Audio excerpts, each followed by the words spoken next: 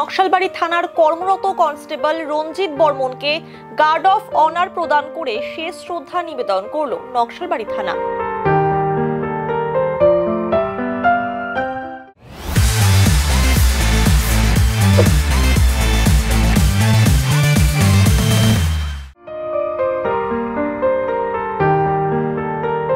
এদিন Uttarbanga medical college ও হাসপাতাল থেকে পার্থিব শরীর থানায় নিয়ে আসা হয়। এরপর গার্ড অফ অনার প্রদান করে শেষ শ্রদ্ধা নিবেদন করেন পুলিশ কর্মীরা। উপস্থিত ছিলেন নকশালবাড়ির সিআই সৈকত ভদ্র, নকশালবাড়ি থানার আধিকারিকেরা। এদিন শেষ শ্রদ্ধা জানানোর পর বাড়ির উদ্দেশ্যে রওনা দেয় রঞ্জিত বর্মনের পার্থিব শরীর।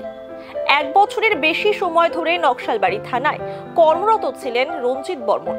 প্রসঙ্গত, গতকাল রাতে নকশালবাড়ির ভাঙা পুলে 4 চাকার গাড়ির ধাক্কায় মৃত্যু হয় এই পুলিশ কনস্টেবলের।